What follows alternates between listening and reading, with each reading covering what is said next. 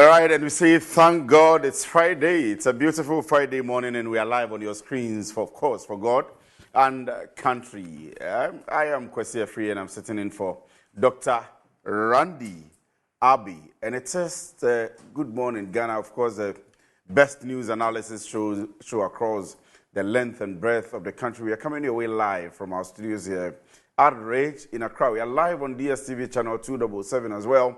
And we are live on our Facebook pages, Good Morning Ghana Live on Metro TV pages as well. You want to stick and stay with us this morning, it's going to be exciting. I'll begin with the stories on the front pages of the newspapers, and I begin with the Daily Graphic. On the front page of the Daily Graphic, court dismisses forcing JACPA applications, advises Attorney General to recuse himself, and Godfrey Dami Yabua is the Attorney General and Minister of Justice on the front page here. Court remand suspect in Ofako EC office stabbing incident. And opinion polls wake up call for parties. That's according to a political scientist. Green Ghana today. Lance Minister urges all to plant trees. And not all multi-year contracts must come before Parliament. Majority Leader. I'm sure this is in connection with the 5G contract which is being pursued by the Ministry of Communications. If we have time this morning, we'll touch on that a bit towards the end of the show. Constituency Watch, Pun Katamanso, NDC Stronghold Industrial Hub. And that's on the front page of the Daily Graphic newspaper, the Ghanaian Times. The Ghanaian Times. 2.7 million euro ambulance case. Judge advises Attorney General to recuse himself. Dismisses accused applications for lack of jurisdiction. And Ni Afutiagbu is rightful chief of Katamanso Nungua Makers says so. Over 400 new Tangnamu school pupils without classrooms for the past 5 good years, and pupils forced to study in open. So there is a picture of the school, which is without roof and very dilapidated. On the front page here, the details of the story is on page 16 of the Times newspaper. It's really an urgent matter for government, especially the Ministry of Education, to prioritize. Now, over 450 wooden structures along Circle Accra rail line gutted by fire. And that's the Ghanaian Times newspaper. The Daily Guide. Daily Guide. Again, court throws out forcing JACPA applications, and this is regarding the ambulance case. GRA SML deal minority missed the point. Athenio Markin says so. Baumia touts achievements, and train wreck valued at over $2.18 million. Wow. And that's the Daily Guide newspaper. The New Weekend Crusading Guide. The New Weekend Crusading Guide. Attorney General 4, Atoforsen and Co. 0. As High Court dismisses all 4 applications filed by first and third accused. So they have started scoring points for the people that are standing in court already. Scam rocks Ministry of Health, police probe identity theft, loss of 44,000 Ghana cedis, and Dr. Okuboy is the Minister of Health. He's on the front page here. Utumfo say to the second storms Gamashi this Sunday. Collaborate to eradicate illegal land leases. Nadu Clote Wulamo says so, and atone tenancy to Nungua stool. Residents urged over Ajringano lands. And that's the New Weekend Crusading Guide. The Insight. The Insight. Afaglo accuses Electoral Commission of plotting 2024 election victory for the New Patriotic Party. South African elections. NUMSA rejects ANC alliance with DA as threat to working class. And lawyer Susu adjudged most outstanding member of parliament across Africa on human rights. Relief for customers as mobile network as NCA or of mobile networks as NCA Outdoors Dispute Resolution Committee. Ochehene Task Force faces accusation of scheming to imprison women or woman for free speech. And that's the Insight newspaper. The Informer. As Baumia leads Mahama in survey, competence, track records, crucial factors for elections 2024. Jospon Boards applauds Africa-Korea partnership in advancing trade and technology development. And again, Zoom Lion deepens efforts to champion tree planting and clean up exercises, of course, towards climate change and environmental sustainability. Be assertive, the public tells the Electoral Commissioner or Commission. And in this issue of the Informer newspaper, recuse yourself from the ambulance keys. Judge advises the Attorney General, and that's the Informer newspaper. That's the Informer newspaper. The Inquisitor. After murmurings, police promotions suspended. And IGP Dr. George Akufu-Dampare is here. Today is Green Ghana Day. Some 10 million trees to be planted and stop our MP from destroying the new patriotic party, to whom NPP youth organizer cautions Kojo Asante, who is a member of parliament, for the Suhum constituency, of course, representing the NPP. Napo Hills, Asante Hine, and that's the Inquisitor newspaper. The Herald. Attorney General snaps judges' advice to step aside and protect judiciary. Insists, I am still conducting the trial, quote and unquote. From Godfred Dami, who is the Attorney General, got gun for protection against gangster Hawa Kumsen. That's the member of parliament, the aspirant, the NDC MP candidate, let me say candidate, for Utu says she got a gun to protect herself against the gangster Hawa Kumsen. Today is Green Ghana Day. Lands Minister urges tree planting. New GNPC boss Joe Dazi stirs trouble already. And that's the Herald newspaper. The Daily Searchlight. Atoforsen's fanciful motions crash in flames. Galamsey in the cause of high cost of vegetables. Gau says so. Ghana has lost 30% of its forest cover over a 20-year period. Minister of Science or Environment, Science and Technology and Innovation says so. In spite of a strong advice, Attorney General insists he prosecutes the ambulance case. And that's the Daily Searchlight newspaper, the Ghanaian publisher. Jospon seeks support for African business. And Ghana marks 4th Green Ghana Day today. 41 million trees planted so far. APN to hold international symposium on interoperability. Ambulance trial court rejects Atoforsen's ministerial application. Afenyomakin frustrated with the minority caucus. And that's the Ghanaian publisher newspaper. The Custodian. Jospon seeks support in South Korea for African business. Amenfi Central NDC on fire. So Yaokwache Aka is the NDC Amenfi Central MP. And Mrs. Joanna Jan is the NDC's disputed parliamentary candidates. They are all both here on the front page of the Custodian newspaper. High Court bounces Atoforsen and Jakpa. And let's all plant trees today. Lands Minister urges Ghanaians. That's the Custodian newspaper. The New Finder. Trial will proceed. Judge dismisses 5 applications seeking to halt case. And illegal miners occupy new Kojokrom Mansour rail lines. And taxing lottery wins counterproductive. Expert says so. Ghana beats Mali 2-1 in 2026 FIFA World Cup qualifiers. And that's the New Finder newspaper. The Daily Post. Jospon calls support for African businesses from South Korea.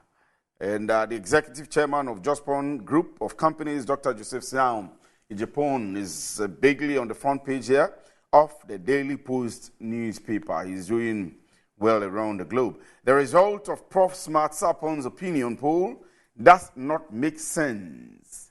Nana Ya Jantwa is the General Secretary of the Convention People's Party, and she is saying so. I promise to reset and repair the damage to the Ghanaian economy. Mahama says so, and Attorney General snaps judge's advice, vows to prosecute ambulance case himself. On Smart Sapon's poll, Daily Graphic, a state-owned newspaper, is being used to manufacture public opinion. Professor Kobe Mensah. Daily Post, that's the Daily Post newspaper. And finally, the Catholic Standard. The Catholic Standard. Catholic priests in West Africa urged to find solutions to regions' tribal and religious conflicts. Use expertise to defend Catholic faith. Rebrand presentations of gospel for acceptability. Catholic Church in Ghana urged. Ghanaian SVD priest appointed apostolic administrator of Botswana's Francistown Diocese. An editorial, vote, transfer or replacement exercise, and electoral commissions directive. So you want to find the details of that editorial there, carried out both on the front page and in the details of the Catholic Standard newspaper. And that does it for the stories on the front pages of the newspapers here this morning. Let me remind you that I'm sitting in for Dr.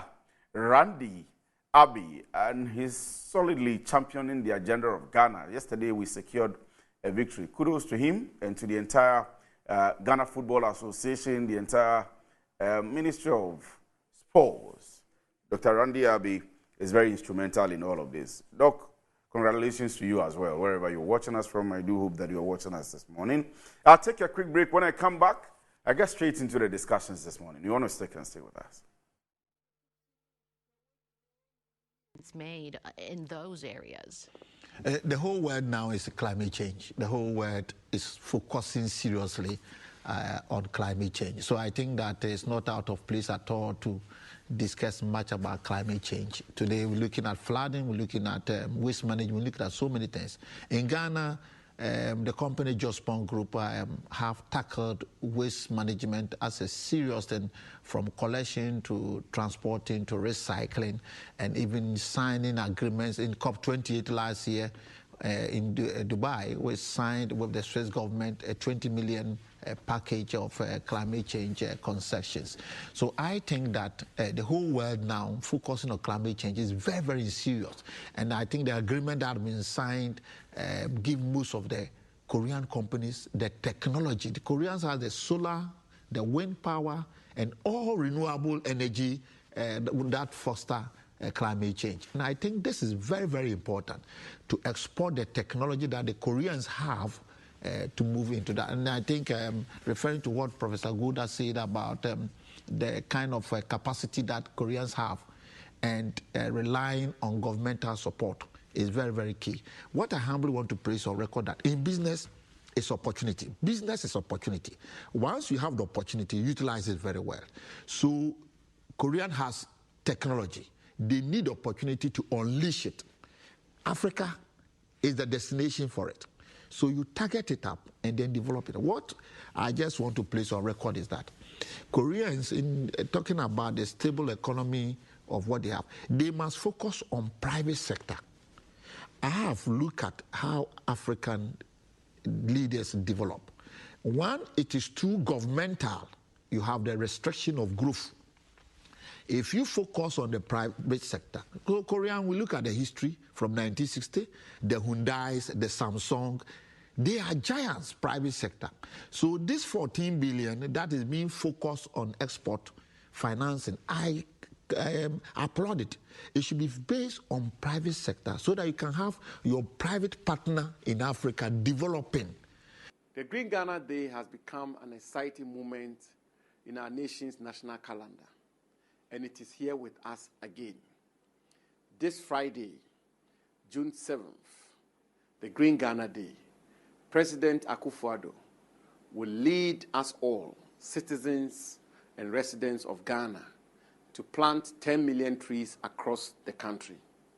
This initiative, as you are well aware, is intended to enhance national awareness of the necessity for collective action towards restoration of degraded landscapes, restore our forest cover, inculcate the values of planting and nurturing trees in all of us, particularly the youth, and thereby contribute to the noble global effort at halting climate change. He also urged all Ghanaians to participate in the project. Consequently, on behalf of President Akufo-Addo, I respectfully appeal to you, Ghanaians and residents of Ghana, to join hands on Friday, 7th June, the Green Ghana Day, to go planting and make our country greener for tomorrow. This unexpected development has left commuters stranded, facing considerable challenges due to the creation of a large gully across the main highway by strong floodwaters from the diverted river. The incident has prompted calls from frustrated commuters for urgent measures to restore the damaged road and sanctions to be imposed on the contractor responsible for the diversion. The disruption caused by the collapsed highway has had a notable impact on daily travel, highlighting the critical need for swift action to rectify the situation. Moreover, the diversion of the Ayensu River has led to flooding in over 150 houses at Gomwa Mampong, adding to the widespread ramifications of the contractor's actions. The diversion has particularly affected a bridge spanning the River Ayensu, which originates from the eastern region and intersects the Accra-Cape Coast Highway at Gomwa Ochrekun in the Gomwa East District of the Central Region before flowing into the sea. The Gomwa East District Director for the National Disaster Management Organization, Robert Hackman, stressed the necessity for commuters to utilize alternative routes at Winneba while restoration efforts are underway. What is happening now is the contractor is trying to divert the water, that is the Ayensu River, so that he can start putting up his ultramodern bridge. Yes. It is the diversion of the road that has affected the road. Yes. So as you can see, if it's about the old bridge, the water can have its free flow, but this is not the old road. This is not the old bridge. They have diverted it to a certain level that the bridge, it's very small, tiny, so it cannot contain the heavy rains coming from eastern region. Which communities have been affected? We have Mampong, Adewukwa, and Ochrekun. In fact, at Adewukwa, you have almost 50 acres of rice, 10 acres of mangoes, I think 5 acres of okra. You cannot even see a single leaf of the crops.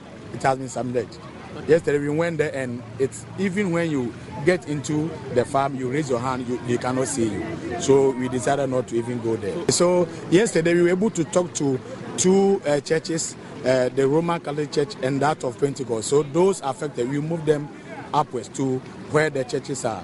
And the houses too, we asked them to everybody should evacuate from the houses so that not to have any casualties. For now, no death has been recorded, and we are happy, and we pray that the community will cooperate with us so that we will not record any death or any casualty. So yesterday I had a call from headquarters that they will be here this morning to also assess. So as we speak, I am waiting for my bosses from headquarters.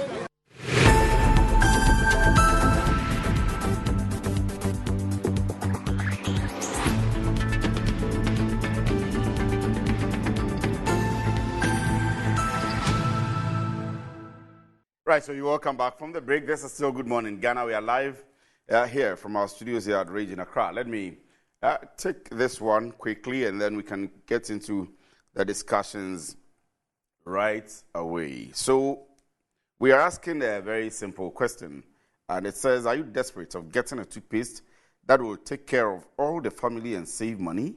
The recommended family toothpaste is Kel 360 toothpaste, approved by the Food and Drugs Authority. Kel 360 toothpaste provides you and your family with all-round dental protection throughout the day with freshness. Kel 360 toothpaste is good for kids, children, and adults. Let your family be a proud family when they set or they step out by constantly using Kel 360 toothpaste. Kel 360 toothpaste brightens your teeth, prevents cavity, and with its cool mint, gives you fresh breath throughout the day and protects the gum from decaying. For consistency and quality, use Kel 360 toothpaste. Kel 360 toothpaste, another product from Samara Company Limited, producers of Sasu. Available in all supermarkets, malls, and provision shops. Call Samara Company today on 0246 864 798. Kel 360 toothpaste. Happy smile. And now, enjoying the fruits of your labor is as important as enjoying the mansions of your labor. The pains of climbing stairs when not exercising could be challenging for all ages. But worry no more. Lifts and elevators have got you covered with the best portable American pneumatic vacuum elevators on the market today. It is a simple self-supported elevator for both homes and offices, and guess what? It can lift your gifts or goods too. Wheelchairs can fit in, and they come in 3 custom-made models. It is affordable and can be installed within 3 days. Visit Lifts and Elevators at Sakumono, or just call them on 0200-535-515 or send a mail to elevatorsgh@gmail.com for consultations and the best solutions in easy vertical movements. And once we are done with that, I can now come back into the studio properly and introduce to you my topics and, of course, my guests as well. If time permits, we'll be looking at Attorney General versus Atoforsen and Jakwa in court. We'll be looking at, if we have time also, the Professor Smart polls, and we'll be looking at the issues at SCC eventually. But we'll begin with the Green Ghana, and of course, we just played a video for you about a road somewhere in the central region which has been diverted by a contractor working. Let me introduce my guest here in the studio to you. And Honorable Isaac J. Mensah is the Member of Parliament for Wassa East. Honorable, good morning. Thank you very much for joining us. Thank you for having me. I hope you're doing very well. By God's grace, I'm good. In my regards to you too. Thank you very much. And let me also announce that we are expecting the Managing Director of the State Transport Company, Nana Akomia.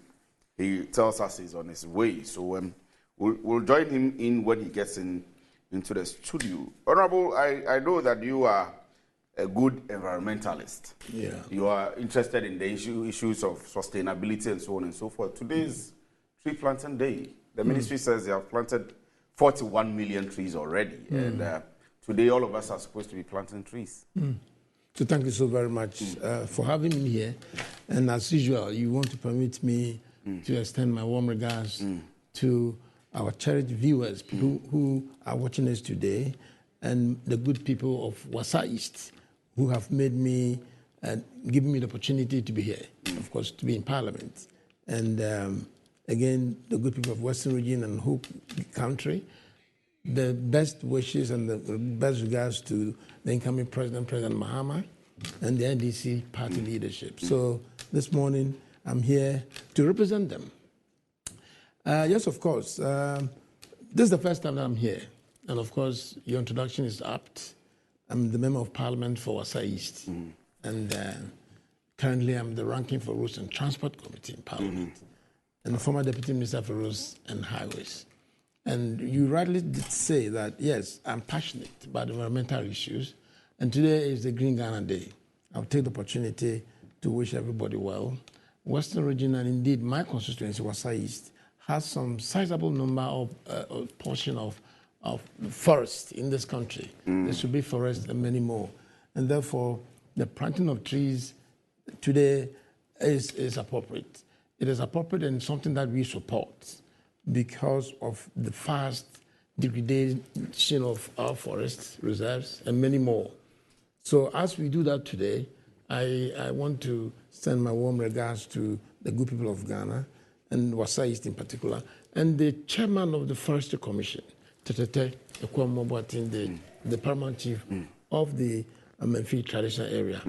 So today, I'm told he's in Jidiwa Jidua is in Bremen, Asanka Bremen divisional area where I originate, where I come from. So I want to take this opportunity to congratulate the chairman from the Forestry Commission for today in his action. So we all support it. And again, the ministry. But you see, we should also have to be requesting to know, as we all support this action by the government, we are told we've planted about 41 million trees. We also have to in our support of this project, a program, we should be asking of taking stock of where we are. We have planted 41 million trees. Do we have any means of tracking performance? It's very important. It's not just planting and planting and planting. We must ensure that indeed the 41 trees have been planted. If they have been planted, where did we plant them? If you locate where we planted them, we need to take stock. What is the state?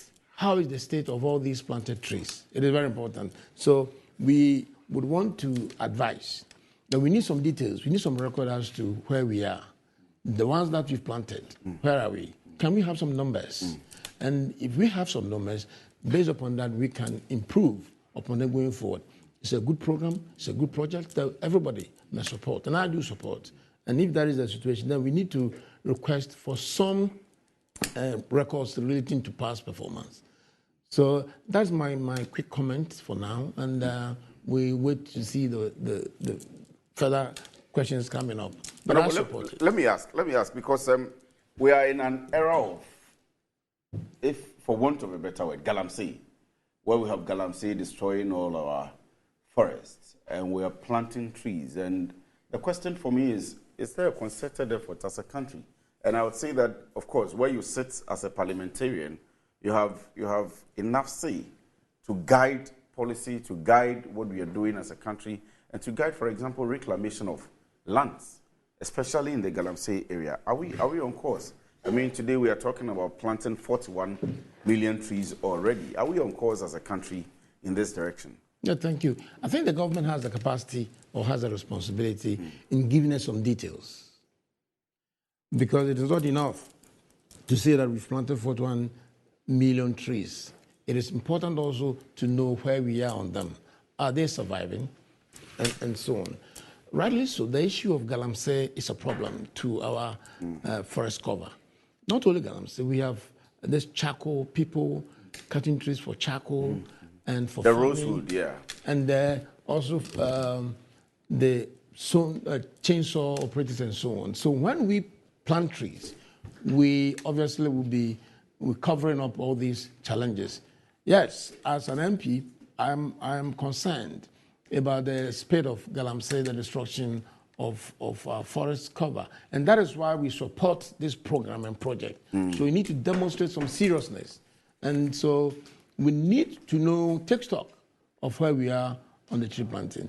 And if we have planted 41 million trees, that is commendable. But we need to know, probably can do more or do better. We need to bring on board all manner of people, the chiefs, the churches, the people in traditional and, of course, the former governors, I mean the assembly members, the unit committee, and everywhere that we find ourselves. We need to embrace this program. But again, the leadership must also be up and coming and provide the necessary resources, the necessary motivational support to get this thing happen.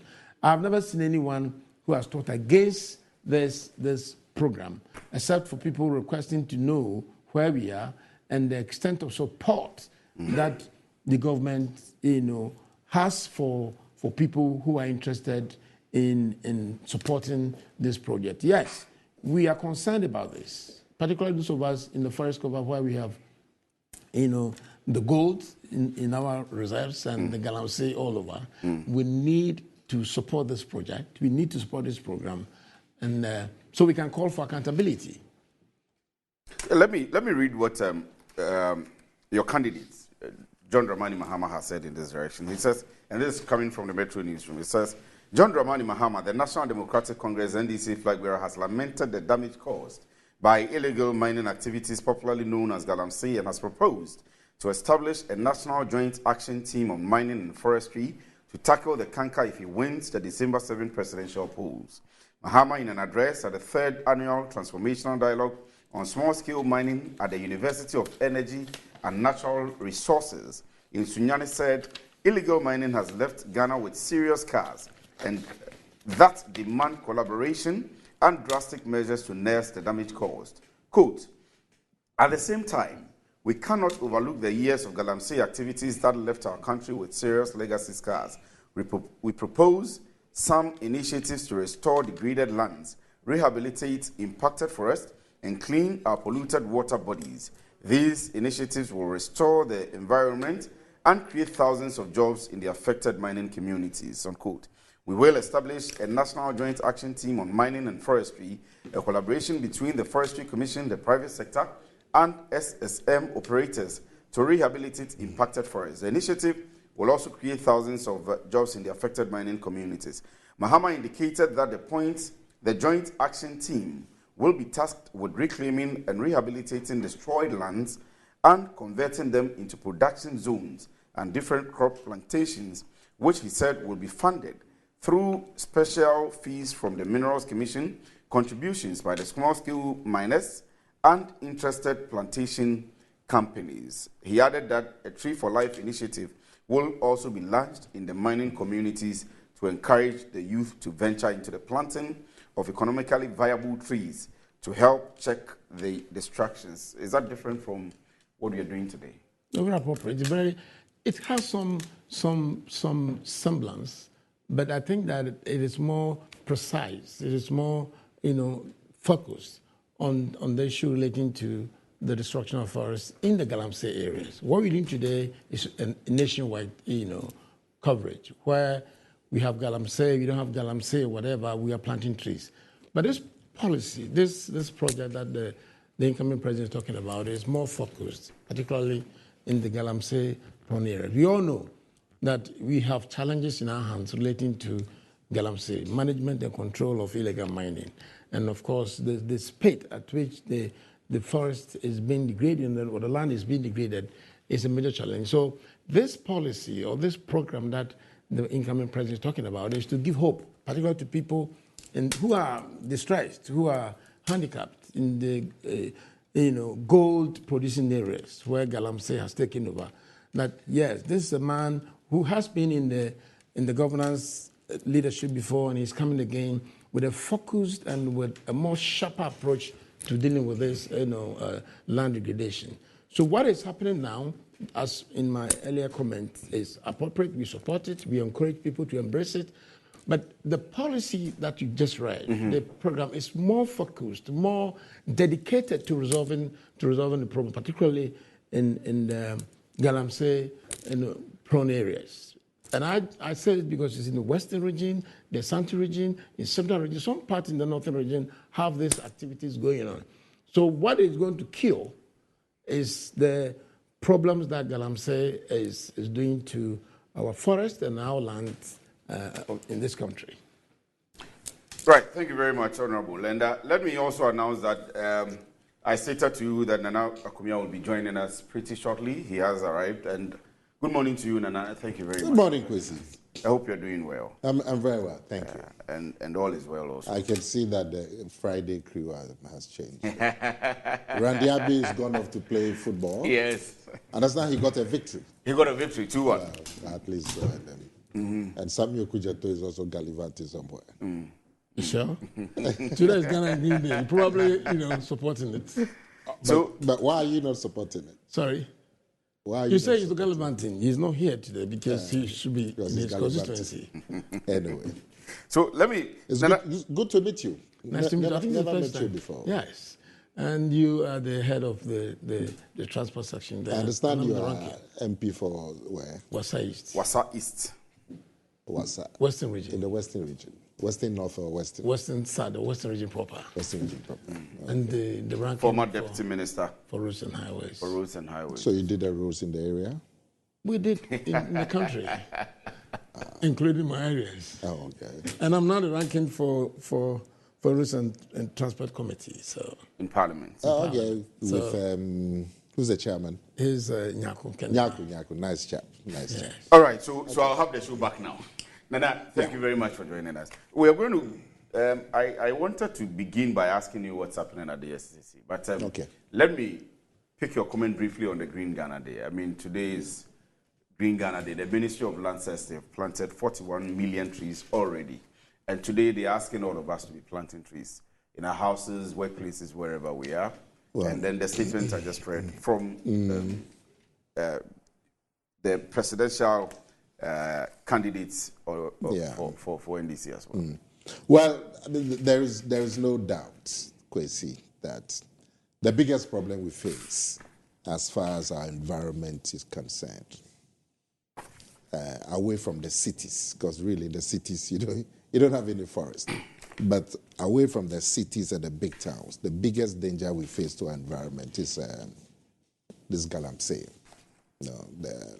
There's no debate about it. And when you see the kind of destruction of the environment that galamsey is causing in the forest areas, it's just heartbreaking. So any effort that would limit galamsey, it's something that is worthwhile.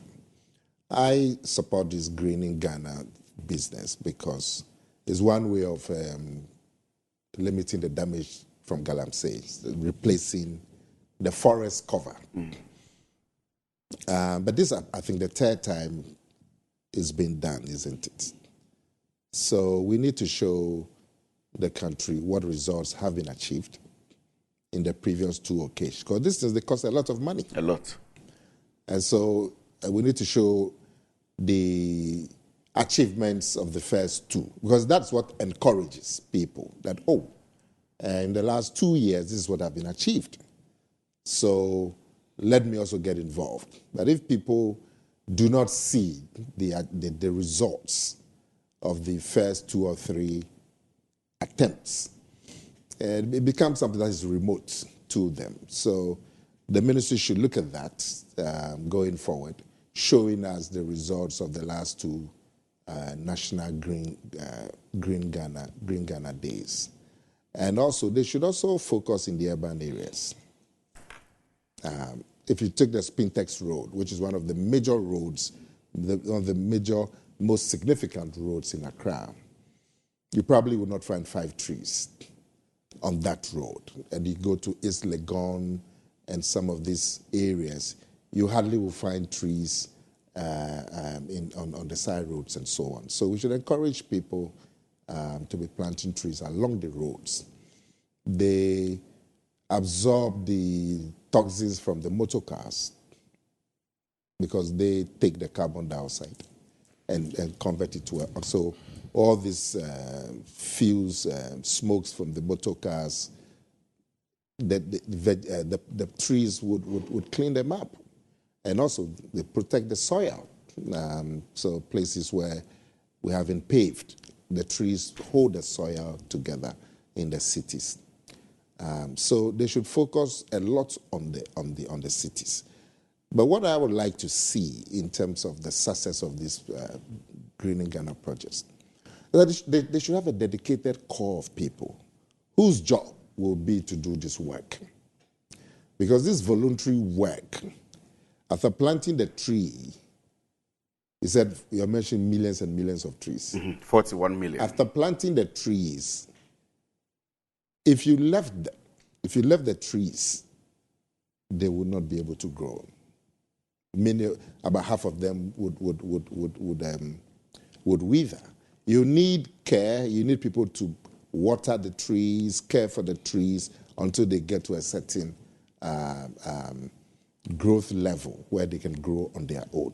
So a dedicated core of people, maybe 1,000, 2,000 people, whose job is to plant the trees and maintain them for at least a year or 2.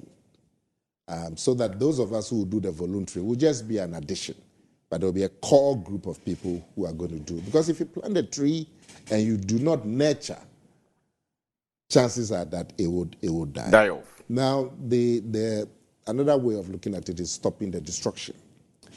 And that then brings you to the Galamsey. Galamsey has been a major worry in this country as far as the environment is concerned, across governments. And every government that comes makes an effort to fight Galamsey. I can remember the military being deployed by President Mahama between the period 2013 to 2016. The military was deployed heavily, and they were talking about deploying drones and so on. The next government, which is the Akufo-Addo government, has also done a lot of efforts in fighting Galamsey. The military was deployed again. There was this policy of destruction of the Galamsey equipment on site and all of that. And ministerial committees or ministerial teams were set up by President Mahama, President Akufo-Addo. So you can see a certain effort in fighting or preventing Galamsey. But all of us would agree that Galamsey is still with us. The destruction is still going on. So obviously we can't keep doing it the same way and expect different results. So we're all looking at new ideas, new approaches to limiting the menace of Galamsey. I heard my friend talking about President Mahama's new vision, and you also read a statement. It's all good if the people seeking political leadership at the presidential level will be addressing their minds to new ways of fighting Galamsey, because it's a major problem that is facing this country. So I'm happy that the NDC is bringing new initiatives. The NPP, to listen to Dr. Baumia, is also outlined a set of new initiatives to encourage responsible mining and move people away from Galamsey.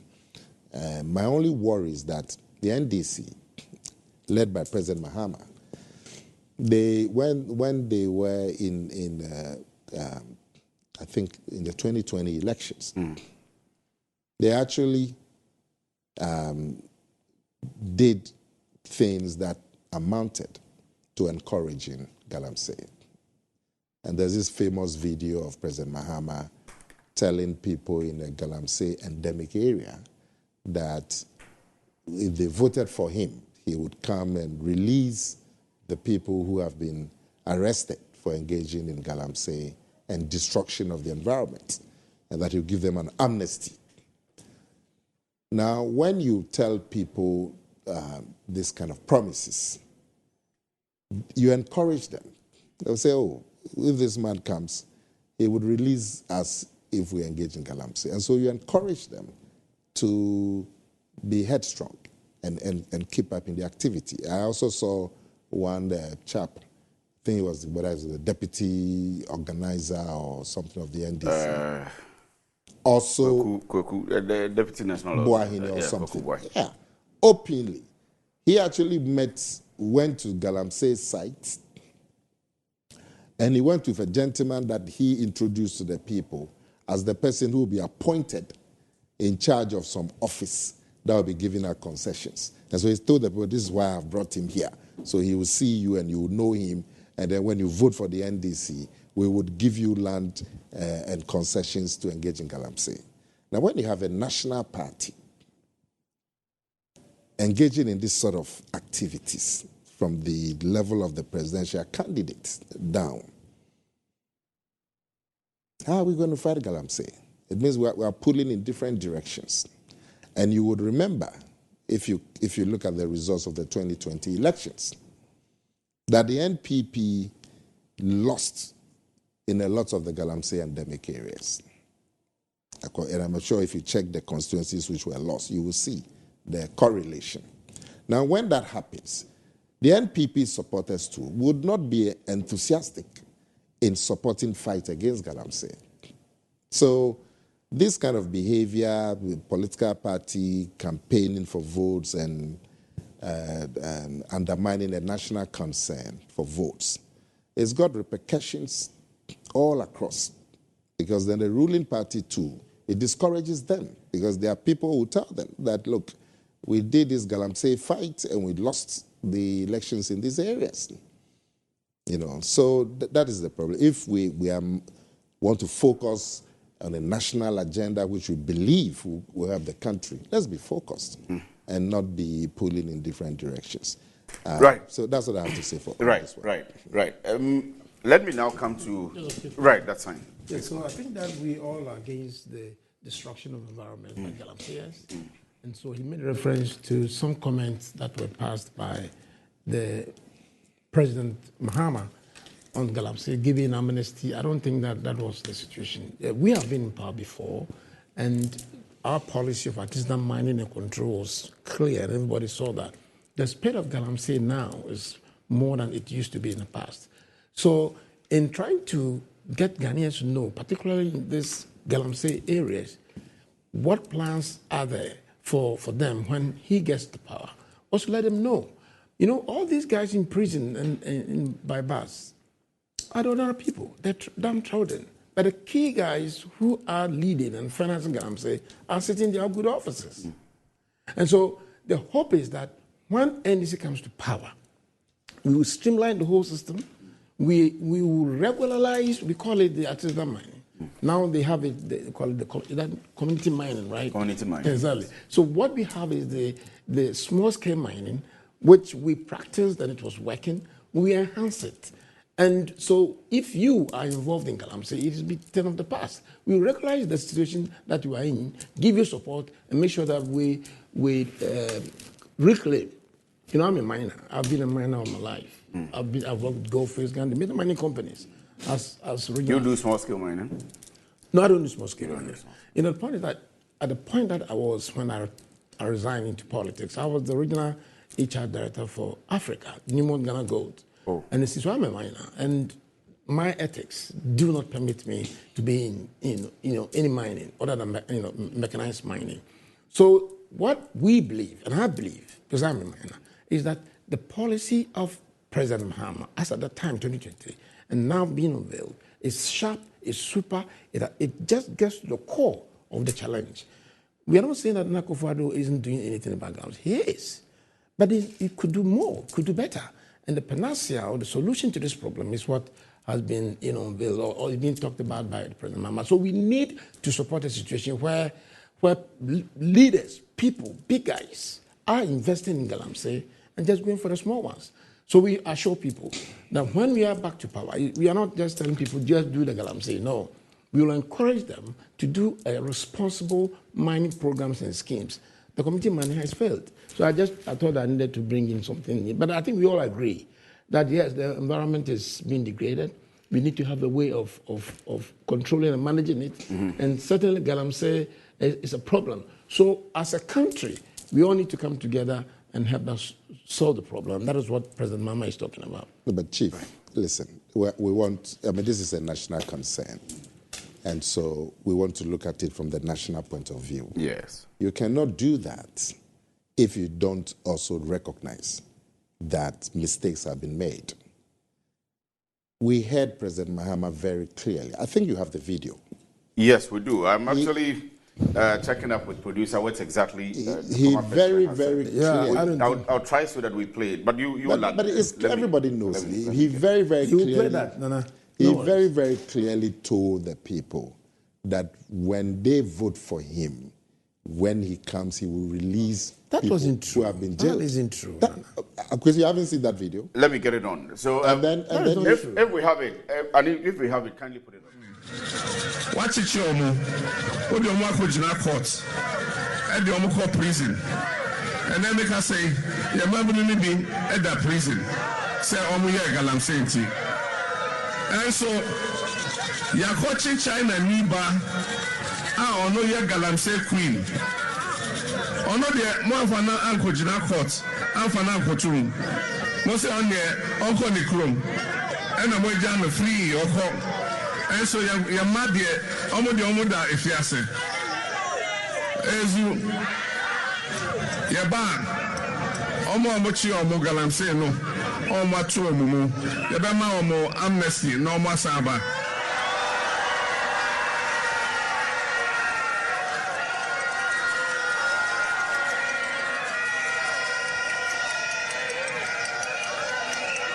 Ezu. Mojidi say, Emrebia omo from here, omo enu omo ho. Enti yebe yi omo na yama omo another chance. Ebi say yebe yen hihye a ebema enyoma ayeye.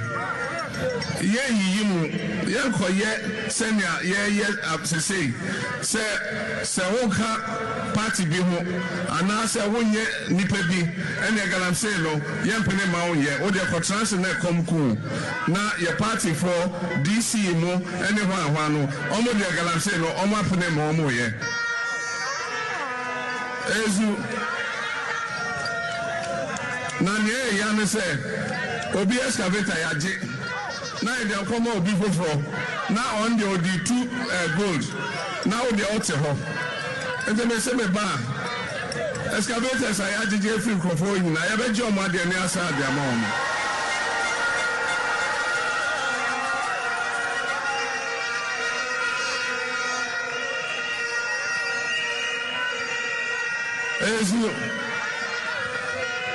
your university of Tafa. Your friend University of Mines and Technology, UMAT. How much your school follow? Send your young mining, Nekwanso. Send a bear, Obian Pra, and answer Obian Hrenakwan. Enti Yaba, district via you don't be a Juma. Yeah, this school for University of Mines. Obi our concession via her. Ya don't become a no much some choir, Modebaya mine, no son of bear, Obian Shrimp for Nasa Obian Pra.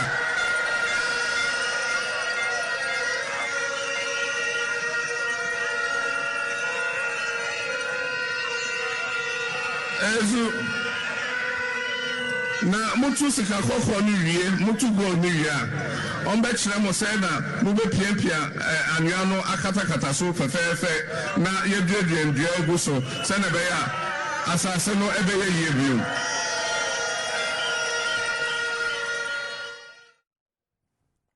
Right, so I've received, Fred, I've received your message. He says, Kwesi tell Nana to stop the propaganda. President Mahama didn't say what he is saying. What GM said was the campaigns who are involved in Galamsey are protected by the state and arresting and jailing the ordinary boys who are working for them. It was that injustice he spoke about. Where is the Aisha one? In whose house are they keeping her? Just watch this space. So, Fred, I'm sure you have watched the video, but let me allow Nana to speak. So it is very clear that President Mahama said people who have been jailed, prosecuted by the courts, and jailed for engaging in Galamsey, if he is voted into office, he would give them amnesty. And what are the reasons he gave? He said that some Chinese people, Aishawan and some people, when they were arrested, they were deported. But in President Mahama's time, hundreds of Chinese were deported. You know it. They themselves said so. Hundreds of Chinese people were deported. And is that the way to get people to save this country from Galamsey? Telling people that if you vote for me, I'll come and give amnesty to people arrested for Galamsey. Then he said that excavators which have been seized, when he comes and he finds those excavators, he will give it back to the people. What is more giving people an incentive than this? And I don't know if you have the video of his national organizer or somebody. He took a gentleman that he said was the one going to be appointed. You've seen the video, or you haven't seen it? No, you are just making probably mockery out of the whole situation. I'm not making mockery. This is something that. So when they show the video, you got to know the full intent of what President Mahama meant. I'm not making mockery. This is something that happened. Your national organizer or deputy national, he went and met people actually engaged in Galamsey on the field, and he said, "Look, this is the man who will be appointed and will be giving out the concessions. I've brought him here." He was campaigning at the time. I see. He was just telling him, when we come, we will regularize the galamsey for you. You will give us support. It is not good. Honorable. So you think that it isn't good to regularize the galamsey thing? He said that when we come, he will give you more land. So because that's why I've brought him. To do money. What is more? But I'm saying now we all agree that, look, those things are mistakes. You don't need to do that. Let's all focus our mind on how we can fight this menace. You're not going to fight it when election time you go and promise people that you let them do galamsey and you release them and you give excavators back to them and you give them more land. You don't fight galamsey with that. So that is a lesson that we have to agree to. I mean, these are things that happen. You can. There's no way you can put a spin on it. That's what I'm saying. That is your view, anyway. Okay, so let me be able to move to the matters around STC now. We heard that Joy FM had said they cited is it a petition to you and your board at STC on an appointment of what they describe as a third deputy CEO, and their call is that there are more pressing issues, including acquisition of more buses, for instance, including paying pensioners their money is amounting to about 6 million arrears and so on and so forth. I mean, once you are here yourself, before I come to Honorable, let's hear from you. Yes, there's been an announcement of a new appointment of a deputy managing director.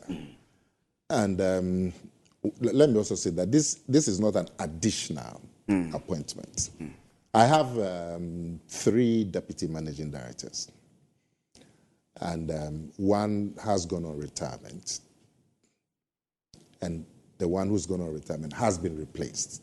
So it is not an additional appointment; it is a replacement. But the unions felt that at this stage of the company, it wasn't a priority to have 3 deputy managing directors. I mean, I've sat here several times with you and Randy to tell you about the issues that we are facing post-COVID, particularly the need to replenish our fleet. And I've told you this several times. So the unions thought that we could do away with that position, and whatever money that can be saved can be invested in something else that is more pressing. And they give grounds for their rejection of the appointment, and they talked about that we need a new bus, a new fleet. They have pension arrears, they have all kinds of arrears, which are all true. So they petitioned the board, and the board met with them yesterday, and all of them, about 30 union leaders, together with the board. I was at the meeting as a board member. And the conclusion was that their grievances will be forwarded to the Ministry of Transport and eventually to the appointing authority. So after the conclusion of the meeting, the board secretary was tasked to write the conclusion, forwarding their petition to the ministry. So I'm hoping that if the ministry gets the letter today, maybe sometime next week, we can hear from the appointing authority as to the concerns of the workers.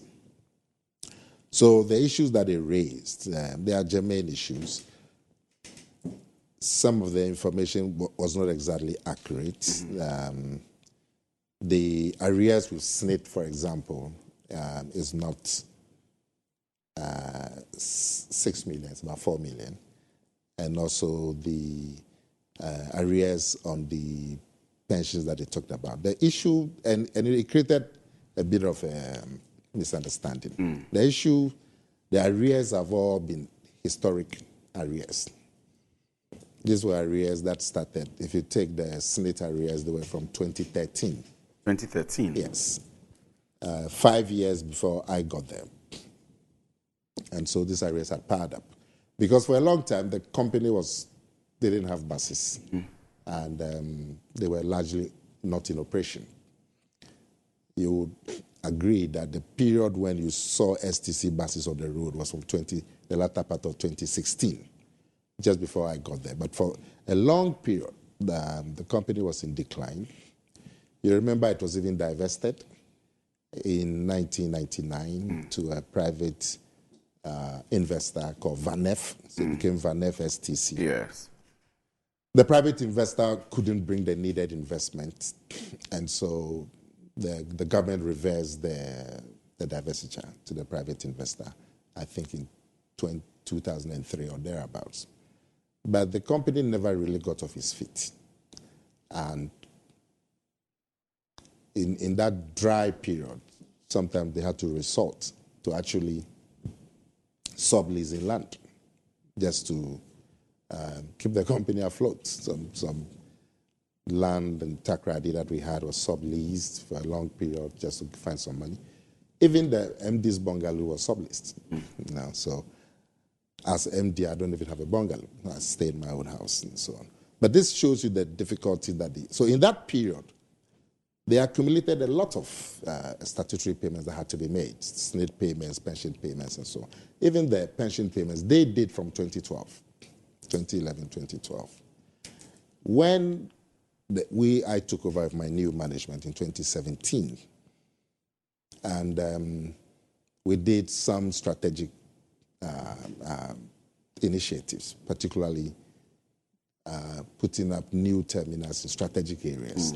And that allowed us, because the previous administration had secured 50 buses in the middle of 2016. When I got there in the middle of 2017, half of the buses were parked.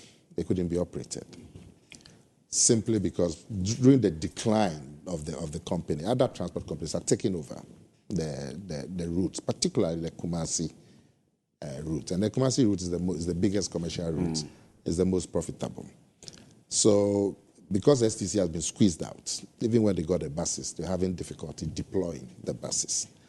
So the strategy that myself and the new management brought was to diversify the terminals.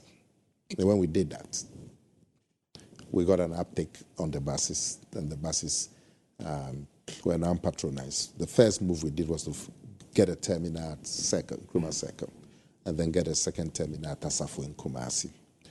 So all of a sudden, the buses were now on the road patronized, and it doubled our monthly revenue from 2.3 million cedis to about 5.2, 5.1 million.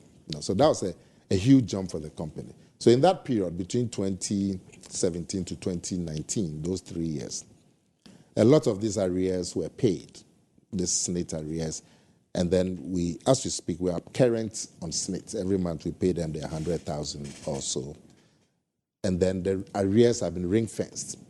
And then when the margins are good, we put something to defray the arrears. So that's how it's been. And in that period of 2017, 2019, we managed to get another 100 buses. Unfortunately, when we thought that the company that was now going to go through the sky, the buses came and met COVID. And the difficulties that COVID brought, the operational environment became totally impossible. First, we were asked to do social distancing as national policy, which meant that a 44-seater bus could only take 22 passengers to Tamale, to Bolga, and your overheads are the same. You buy the same amount of fuel, and the salaries are the same. Spare parts are the same. So it was very difficult when we did that for 8 months, and we lost a lot of money. But even more damaging was that we do a lot of business in the Francophone countries. We have a big terminal in Abidjan, Ouagadougou, Lomé, and Cotonou. And you know what happened during COVID? The borders were shut for 3 years. So 1/3 of our business was just shut off. And then the macro situation where The CD was, we all know what happened to the CD between 2020 and 2023, and it affected the price of fuel, and fuel is our major cost. Now, in the period between 2017 and 2019, those 3 years, fuel was about 26% of our cost. And so we had a lot of margins. That's why we're able to clear lots of the arrears and so on. We even paid government back for some of the, as part of the loan repayment. We paid the government about $1.7 million in that period.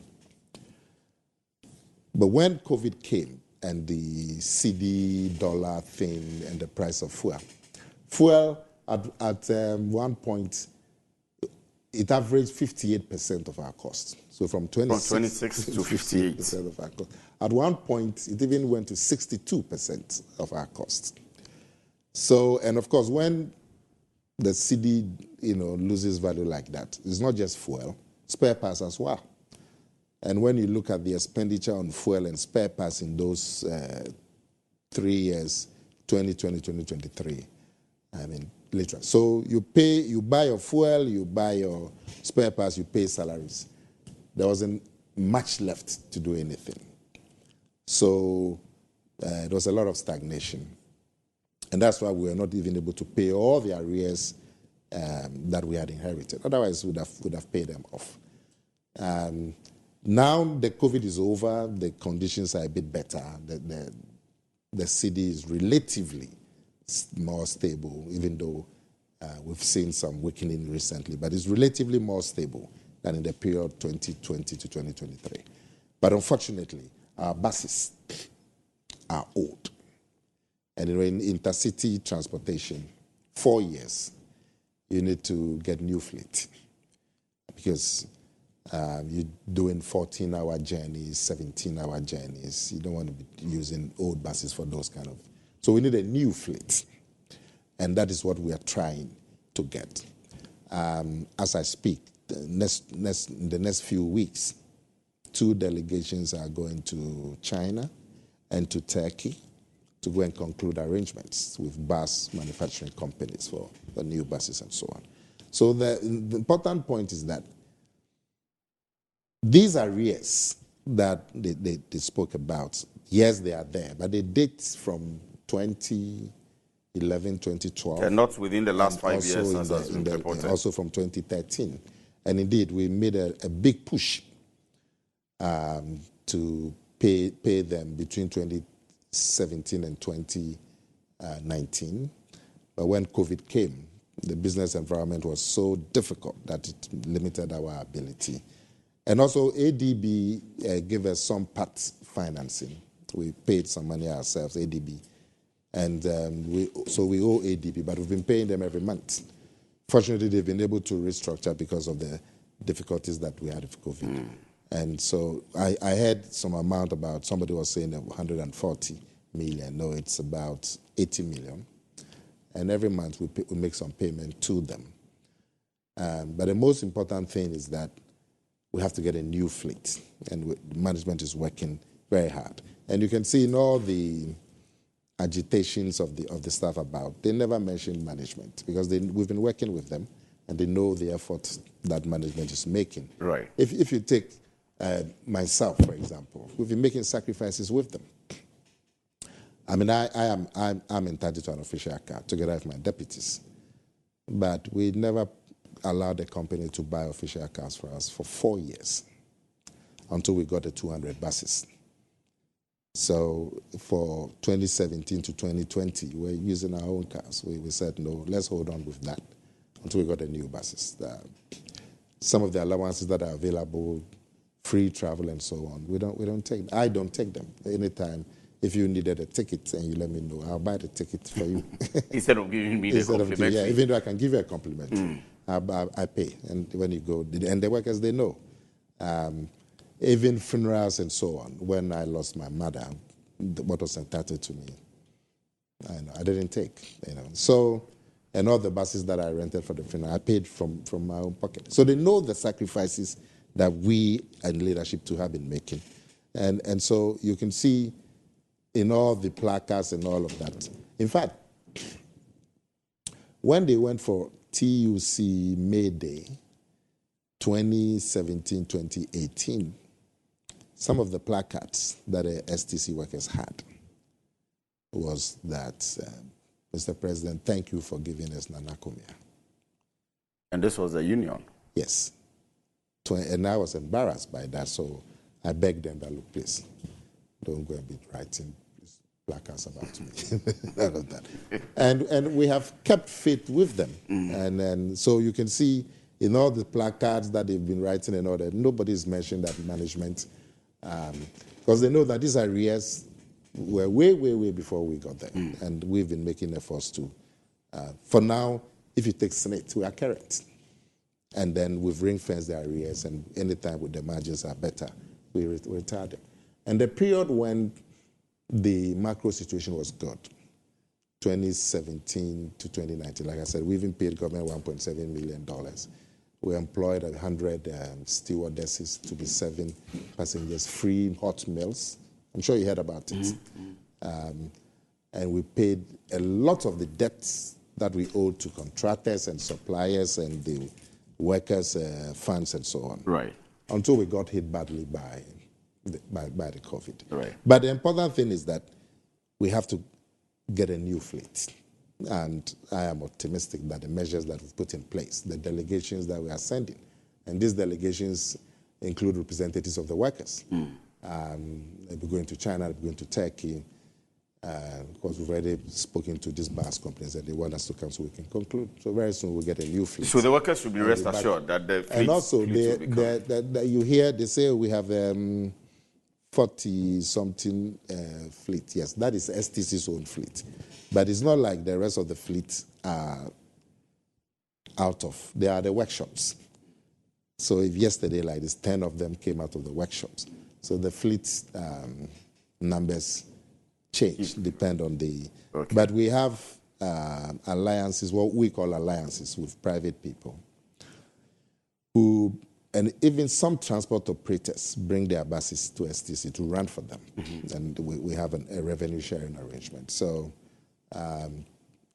what they talked about was STC's own fleet. But in terms of the buses available for the STC as a corporate, it's a lot. And at Flower alone, we have over 50 buses that run from Tudu to Aflao. And Kumasi alone, we have over 50 buses. Right. So, but the important thing is that the board met them. The board gave them a hearing. They were very happy that the board gave them a hearing. And the board agreed that they would take upstairs their grievances. So we have to wait and see how it will go.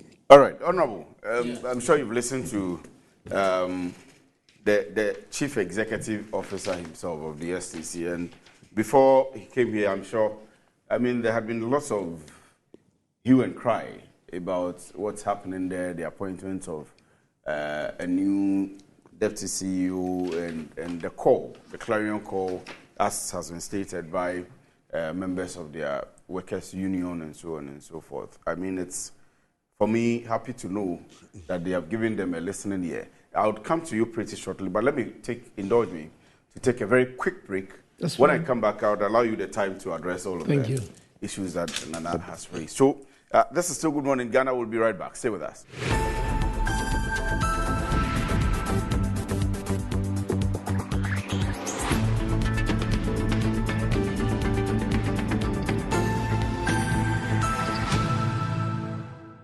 You're welcome back from the break. Now, let me take this one off quickly. What does wealth mean to you? Do you want to live like a tycoon? Remember who's got the moolah, got the power. Ghana's newest lottery game draws live on Adom TV at 9 a.m., 12 p.m. and 6 p.m. daily. Now pick up your phones, tablets, and computers and download the Game Park Games app on Play Store. You can also play on our website at www.gameparkgames.com by dialing *946# on all networks. Just choose your numbers from 0 to 9. It's easy to play and easy to win. Charlie, make we play this game and make some moolah, that's cash. Nobody beats our odds in Ghana. Game Park Games, more moolah, more power. This game is regulated by the National Lottery Authority and it is not for persons under 18 years. Please play responsibly. Aye Suko, the Akosombo Dam be big, but Betway's cash out be bigger. Betway is giving you more control over every thrilling bet you place. Enjoy the biggest and most reliable cash out in Ghana on Betway without any hassle. Sign up today at betway.com.gh. Terms and conditions apply. And this is also not for persons under 18. Regulated by the Gaming Commission of Ghana, Betway, get way more. Blue Jeans Energy Drink. Blue Jeans Energy Drink has been on the Ghanaian market for over 20 years. We already know what it does for the body. It contains vitamins and nutrients like vitamin B or B2, B3, B6, B12, as well as taurine and guarana, which are known to boost your strength and energy as well as promote high performance and endurance. Blue Jeans Energy Drink has been tested and tried. It is indeed the best. Blue Jeans Energy Drink is for bold and active men and women. So go on, grab a cold can, empower your day. It's in shops nationwide. For bulk purchases, please contact 0208 128 190 or 055 001 0000.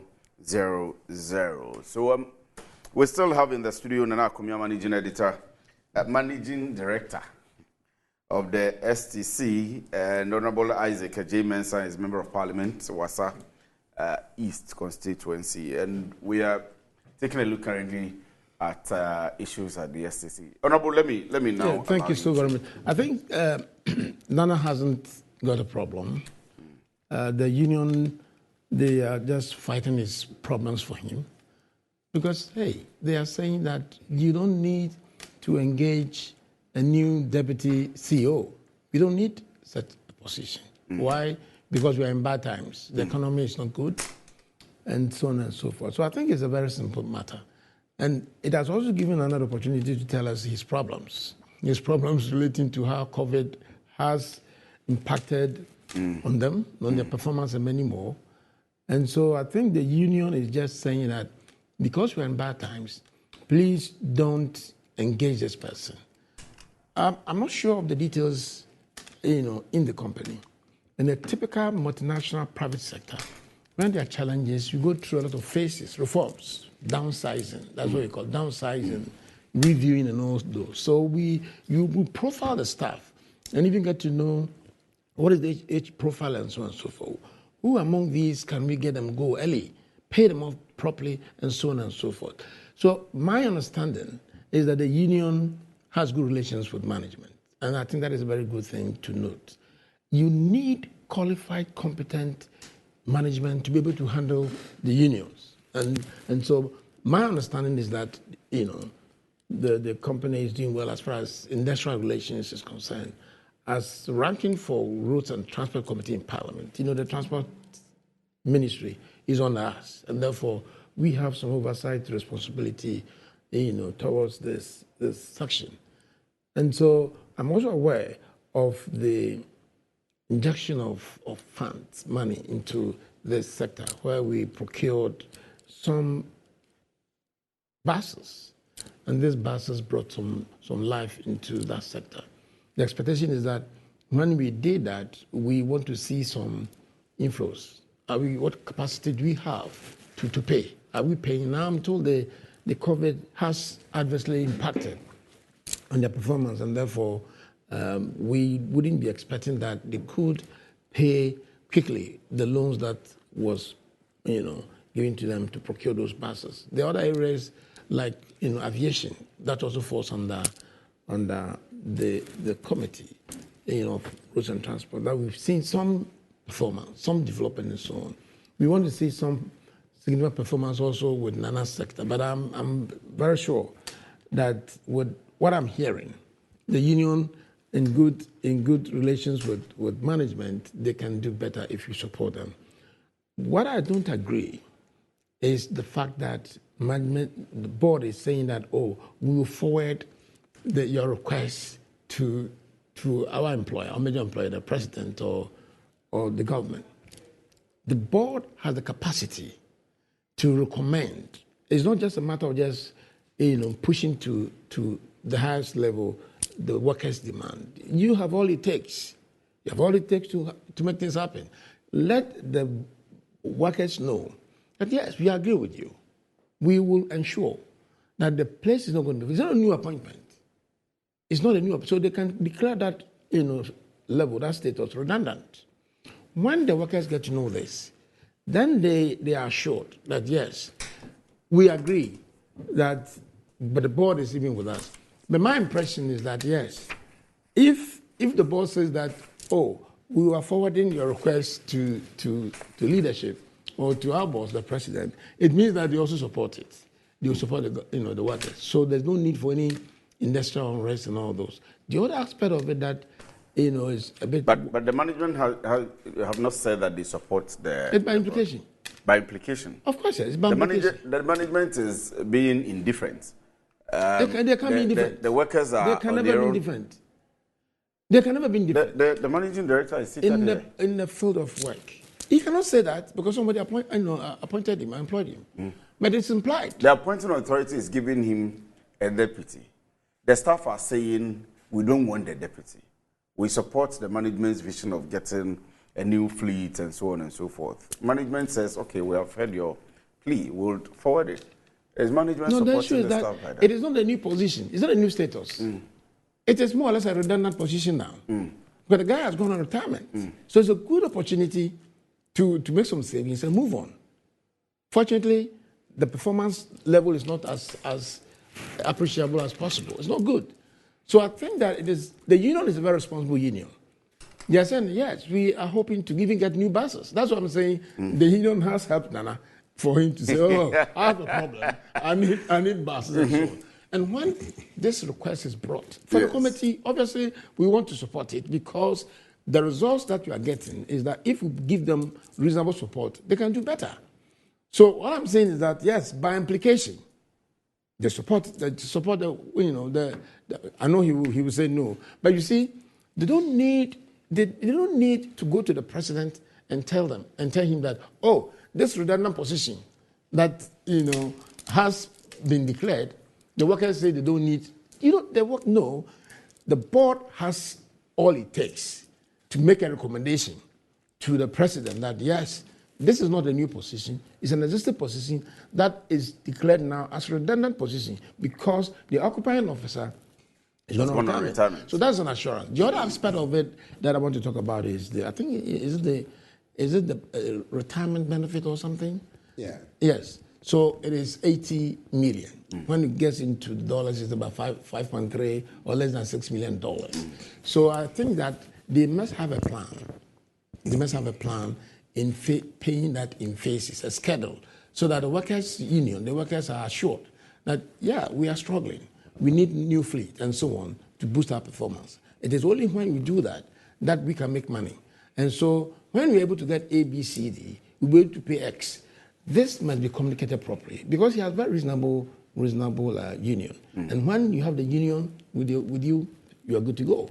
So I think that this is not a problem. Nana hasn't got a problem. They have given him the opportunity to tell us that he needs the buses. He needs this and that. So yes, present your case properly, but recommend to government that this position will not be filled because it doesn't make, with all due respect, it doesn't make sense to get that filled. So I don't think that we need to worry ourselves here. The workers are not on strike. Head deputy CEO. Exactly. The workers are not on strike. They just send notification. In the field of work, I was an HR director in Nimongana Gold. And mine workers union, Jesus Christ. So Nana, you have a very understanding workers. They are not demonstrating. They just send the petition. Please listen to our plea. Let's prioritize. So assure them. I will recommend Nana. Yes, your issues are reasonable. Of course, I don't have the ultimate decision. But I can assure you, I'm forwarding to my boss, and this is my recommendation, because of the fact that ABC is not happening. We are downsizing. It's very reasonable. So we are not terminating anyone, but it makes sense to create that status redundant. When we do well, maybe in future, when we can refill that position. Simple. Well, then are you supporting the staff? How can you support it? You just made I was speaking for him. So I mean, you should be careful. You should be careful what you say. No, you should be careful what you say. I think that I'm an industrial relations expert. Yeah. Listen, and the right thing to do. Listen, the first point is the board. The board receive the workers. The board says we would forward your grievances and concerns to the appointing authority. But the board is also going to have a recommendation. Thank you. They're not just going to, there's a conveyor belt. So the board is also going to attach a recommendation to the appointing authority. So the board is going to do what you are recommending. He talked about downsizing, and it reminded me of something. In fact, during the COVID period, when the company was going through difficulties, when the 1/3 of the business was knocked off because the Francophone borders were closed, and when the petrol, the diesel prices went through the roof, and fares could not be changed that rapidly, and we suffered a lot of losses. During that difficult period, we agreed with the workers that we're not going to downsize, even though the board at that time had recommended that we downsize. What we said was that people should work from home to save them transportation costs. But we met with the workers and we agreed that despite the difficulties, we're not going to downsize. Nobody was going to be laid off.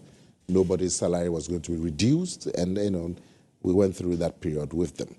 Now, I also forgot to mention, during the banking crisis, in the period 2017 to 2019, when the margins were good, because our main cost, which was petrol, diesel, was just 26% of our costs. And so the margins, so as we're paying government and reducing the arrears, we also did some investments to get some returns to allow us to be more afloat. Unfortunately, we lost all of that in the banking crisis. And in the banking crisis, corporates were not reimbursed. It's individuals were reimbursed. So that was also a factor. But now, with the improved macro environment, where the CD is relatively stable or more stable than the period of the COVID, if we get the buses, we'll go back to the period between 2017 and 2019. Unfortunately, the macro situation has changed, but the buses have gone past their useful date. And by our policy, we should replace buses every 4 years. So that really is our focus. My last point is that, well, we don't even think government is in a position to even buy buses for us. And we don't want to worry government. We want to buy the buses on our own. That's why we're sending delegations to China and to Turkey to conclude arrangements. We don't want to go back and bet in the tax. The last 100 buses we bought them with funding from ourselves and from ADB, and we want to keep it at that. We don't want to bother government. Because traditionally, government has bought buses for STC. And when government is not able, the company goes into decline. We want to move away from that. And I'm hoping that by the third or quarter of this year, we should be getting the buses. The end result is that you need buses. Yeah. Whichever way, government should still be able to support you, whether through supporting you with the banking system or however, you need buses. The union support that. The union supports that, so you need buses. But I'm moving on to the courts issue with Attorney General Japan. But because you are here, the roads, because you're here, yes, I'm going to do that. I want you to comment pretty quickly on that. And I'm sure my producer will be able to put the video on. This is coming from the Ghana Highways Authority. It says, public safety announcement, attention, motorists and commuters. Bridge overstocked. Exercise caution. The Ghana Highway Authority, acting on behalf of the Ministry of Roads and Highways, is alerting the general public and motorists that the Ocheku Bridge over the River Yinsu in the Gumua East District of the Central Region is currently overstocked due to the continuous heavy downpour and rising water levels. In the interim, motorists traveling from Accra to Cape Coast are advised to connect through Akuti Ojobi Winneba Road. Motorists from Cape Coast to Accra are also advised to use the Winneba Ojobi Akuti junction on the N1. We understand the inconvenience this has caused and assure you that our engineers and technical team will work diligently to address the situation as quickly as practicable. Your cooperation and patience are greatly cherished as we work towards ensuring your safety and the restoration of normal traffic flow. Thank you for your understanding and cooperation. Public Affairs Division, Ghana Highways Authority, and copy to all media houses and transport unions. And I'm sure you see the video on your screen as it is there. I've been flooded. And we are told that the contractor is also constructing a bridge. I mean, diverting. But Honorable, because you're here, let me allow you on. Thank you very much. You know, I told you, and you know, I'm the ranking for the Roads and Transport Committee. Of course, yes. I've had cause to complain about this project. You know, this project is from Winneba Junction to Kaswa. It's a dual carriage, so that it hits the Kaswa dual carriage, and that makes transport, you know, very easy for people. It is also part, or it falls within the Abidjan-Lagos corridor. That is a West Africa route. So you get people coming from Cote d'Ivoire, from Mali, from Togo. You know, we have two major ports in this country, one in Takoradi and one in Tema. And so you can imagine the importance of this stretch. We are not against, and I'm not against the road being done. It is super, it is helpful, because when we're going to Takoradi, you're going to Cape Coast, you can imagine the challenges. But when this project started, we had cause to complain to the government, to the ministry. And look, it takes about 5 hours, 4 to 5 hours to travel from Winneba Junction to Accra. Unbearable. The concern that we have is that this contract was done on sole source. We are not aware of the situation. And we are told it's about $176 million given to 2 contractors and so on. But if it were not sole sourced, but that is our belief, but it was put on in competitive tendering, there will be competition in there. Competent people will come in, and so on and so forth. More especially, it is GOG. We don't have any foreign funding on this one. And this is not a time to go in there. We don't have money. But you see, when you are undertaking such an important project within such an important corridor, there are certain things that you need to make sure that it's clear in the contract. The issue relating to traffic management plan. And the traffic management plan, we take care of the safety, we take care of the detours, we take care of the extension and diversion and all those. So when some of these are happening, it's a simple deal, it's not a problem. But these things are not there. We've talked about it. But yes, you have gone ahead to award this contract to these local contractors. One of the questions that we may be asking was the competence. That's very critical, the competence of these contractors. You have the Pokwase project by Maripoma. But also, Maripoma is one of the competent or no contractors in this country, local content. And the Tamamoto way, when it came up that he was awarded, we never had a problem with that. We are encouraging local competence, local efficiency, and so on. So if you give a contract, 30-kilometer stretch to 2 Ghanaian contractors, which you think they could be competent, all these problems could have been anticipated. Because you cannot tell me they never anticipated the problem, especially when we are getting into the rainy season. The concern is that this is an international route. What is the image of the government? Anyway, we are going into elections, and look at the mess. I don't expect this letter to come from Ministry of Roads and the Ghana Highways Authority. No, they are the supervising agency, but it should be coming from the minister.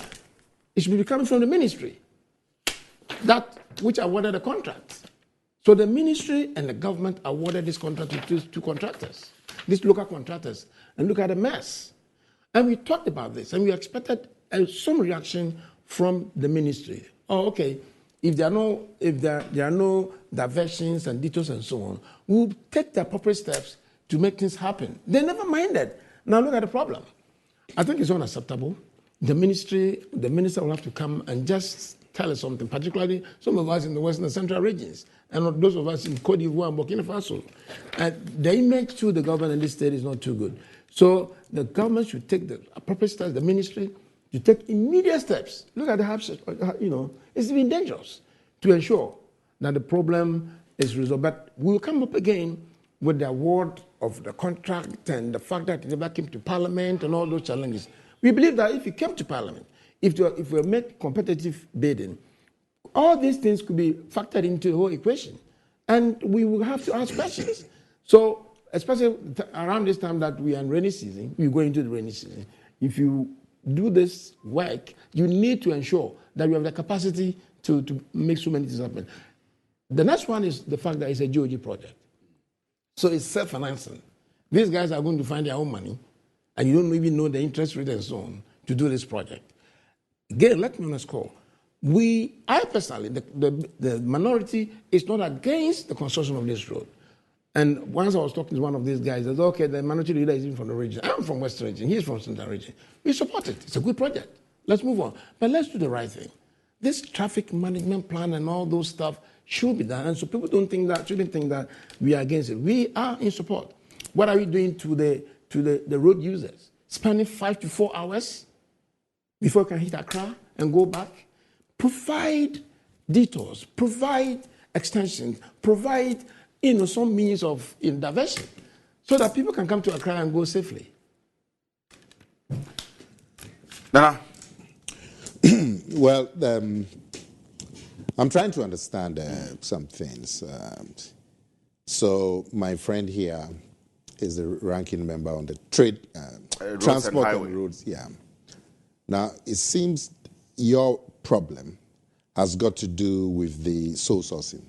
Is that it? In addition to all problems, the sole sourcing, the fact that it never came to Parliament, the fact that we didn't probe into the whole project properly to make recommendations, do A, B, C, D, and many things. That's the problem we have. Has your committee paid a visit to the site? Sorry? No, we are here to do that because we are in recess, right? It's one of the... But committees can meet during recess. Only 25 I'm saying 25 that it is, people. I'm not here to disclose that. We have a program. We have a program to do that.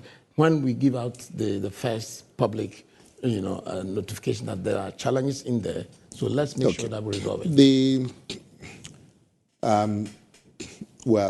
First, we must commend government for this initiative to dualize the international highway, continue the dualization from Kaswa to Winneba. And it's commendable. This is part of the West African International Highway, connecting Nigeria right through to Senegal also. And this is the Ghana portion. Now, we are not happy with the Ghana portion. And when you go to Togo, their portion is much, much, much better than Ghana. And when you cross over into Benin, their portion is much, much, much better than Ghana. Of course, it's shorter. I mean, you can cross Togo in 1 hour. From Aflao, you can cross Togo in 1 hour. So it's a shorter distance. But the road is much, much better. But it's not dualized. But at least it's asphalt and so on. Our portion starts from Aflao right up to Elubo. That's quite some distance, But none of us is happy with the state of this road, particularly because, you get to places like Mankasim, and the road becomes a market. Yes. You have to stop. You have to stop. You have to virtually stop. The road, the international highway becomes a market. I've never understood it since I was in school in Cape Coast as a small boy. It's always been like that. Why we haven't been able to put our minds to it and deal with it, I have never understood. And when you go there and it's a market day at Makasim, that 1 hour you spend. If it's not the market day, some 30 minutes you spend there. International highway. And then people are selling octop something.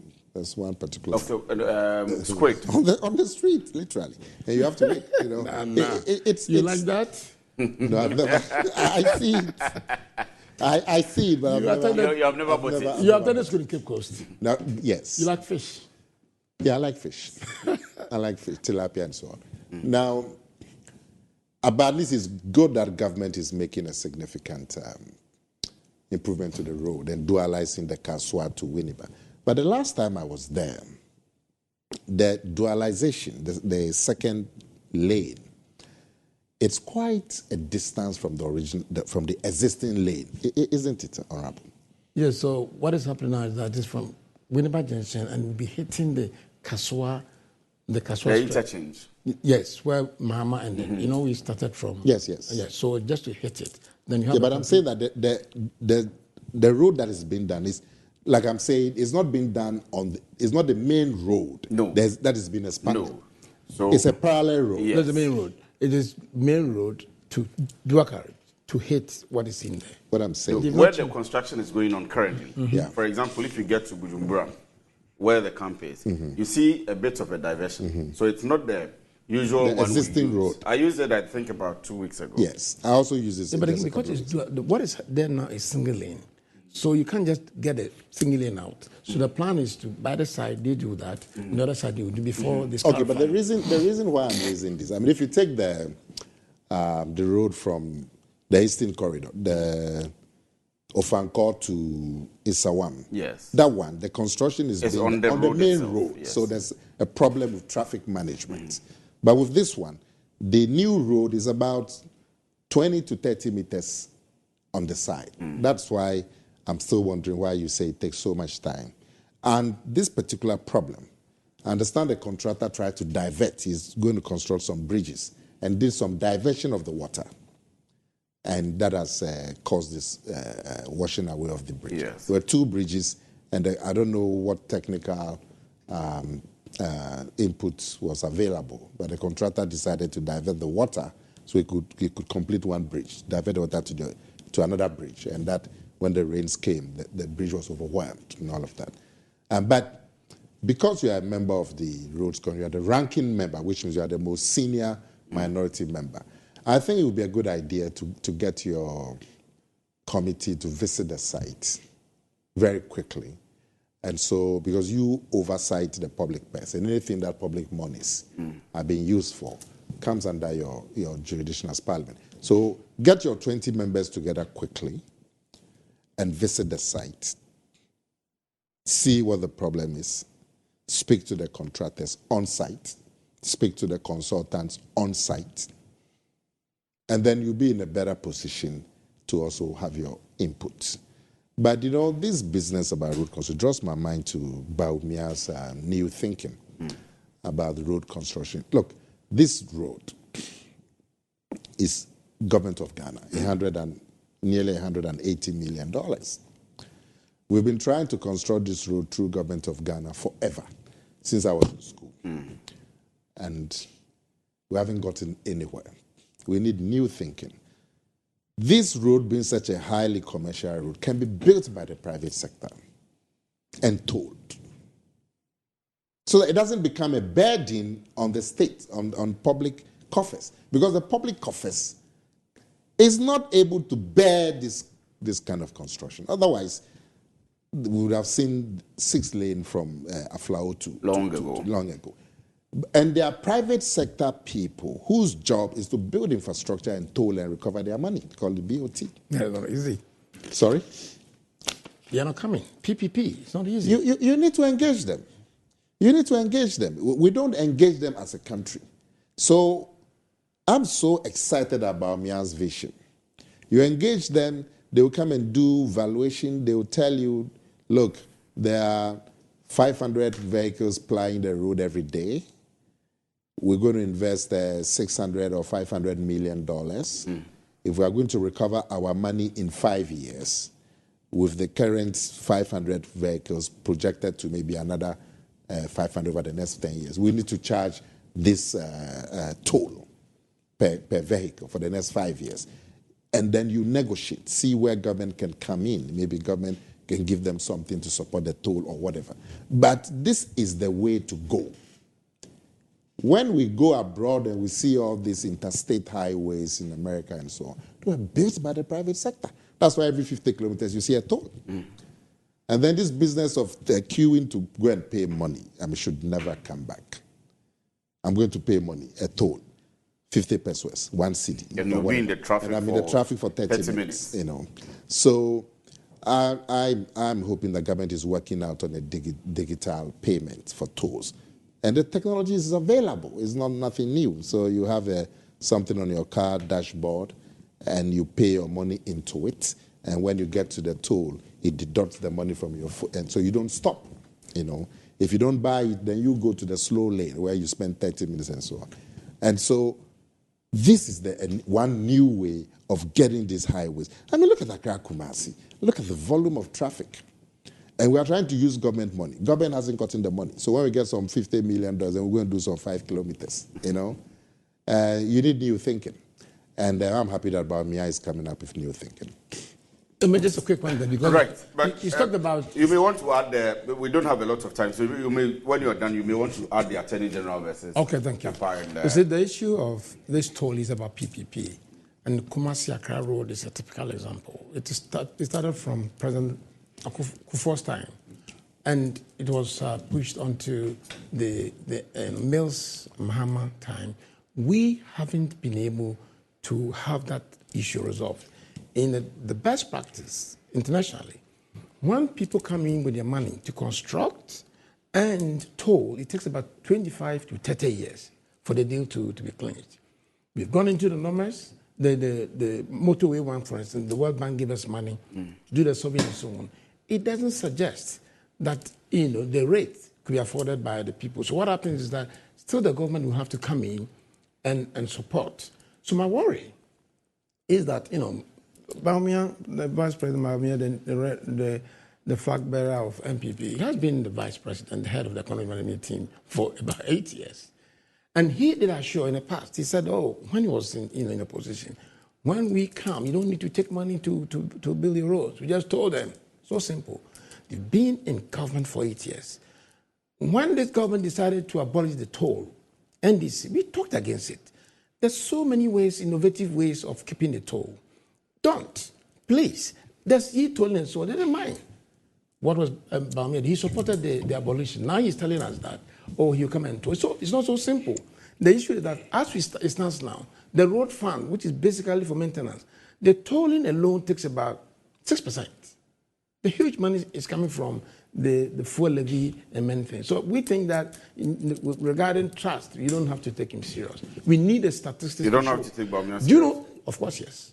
I have the evidence to show. You said that you're going to build concrete roads. You said you're going to build paved roads. What stops you from doing that? Let's start now. You don't want to, after 7 months before you do that. We have a plan. The issue of, PPP will have to be enhanced. The main issue is the economy. Can people afford the rates? That is the only issue. And so on. So it is not so simple that toll all roads and within 5 years. It takes 25 to 30 years. All international PPP arrangement is told. It is 30 years. So you need to see that the economy can manage that. But that notwithstanding, you can go. People think that let's start with MOT properly. The MOT is maintain, operate, and transfer, where the government brings a lot of money to do it in partnership with the private sector. Immediately after that, the private sector will begin to maintain and toll going forward. So I don't want to take President Bawumia serious. He had because he said that, give me an opportunity when I come, we are going to toll. He did not do anything. He abolished the toll. Now he's waiting for another time again to do that. I doubt it. Integrity is at stake now. Okay, my friend has raised quite some interesting. Look, he says that it is not simple. But what is simple? Start now. Yeah, I mean, what is simple? Nothing is simple. You must have the drive. He's saying it's not simple because affordability. Mainly affordability, isn't it? But, Kwesi, let's look at it this way. Let's say Accra Kumasi, the way the road is. It's about 200 it's less than 300 kilometers. Yeah, about 270, 280 kilometers. Yes. So properly, even if you are doing 100 kilometers, you should be doing 3 hours, 3.5 hours to Kumasi. Yes. Now you do 6 hours, 7 hours. That extra 3 hours fuel is a lot of cost to the motorist and to the passenger. That time that you waste, that 3 hours that you waste because of the nature of the road, is a lot of cost. Time is money. Most importantly, the danger that you face to your life In this country, when people do a journey like that to Kumasi, when they pray because of the danger. Mm-hmm. When you have a dual carriage or a 3-lane and so on, that danger is reduced. 80 to 85% of accidents, fatal accidents, because of headlong collision, because of the need. Yeah. If you factor all of this, and somebody comes and say, I can spend $500 million to do a 2-lane or 3-lane, I've told it 50 cities. 50 cities may look like a lot, but when you consider the time extra wastage. 3 hours, so I'm saying it is drive. How long do you want to do that? It is drive. Because you can't continue having this situation. It's an eyesore. Where our fathers have faced it, we are facing it, our children. Why? You have to think out of the box. And that's what Bawumia is promising. Right. Now, the bits about, he said, toll and so on. Yes. Bawumia said a lot of things. What you need to also understand is that he is part of a government. He hasn't got the final authority. Yes, that's the truth. The vice president is not president. What you have given to us, MD. what you have given to us is somebody who was president and had executive authority. What we have is somebody who has never had executive authority. So he would have his vision, but his vision would have to be something that would be implemented by the entire government. We've had Bawumia talk about things that he believes should be the way for, like e-levy and so on, that the government has thrown away, isn't it? So to say that, well, he's there, why hasn't he told? And you don't have any evidence that Bawumia supported the removal of the... But he's the head of a government. You don't have it. Yes. Oh, so you yes, don't have a say in that? You have a say. I'm happy that you say you have a say. Because you are the head of the government. You have a say. Nana, you as minority. You are spilling like this. Yes, but you have a say. But you don't have the final vote. So you have the final vote. You have a say. 7 months. The executive authority in this country is vested in the president. Your man has been president. Even he is coming back to tell us new things, isn't it? Even he, who had executive authority. There's somebody who hasn't had executive authority. Say that they cannot tell us new things. So don't say that. Don't say it, Nana. Don't say what?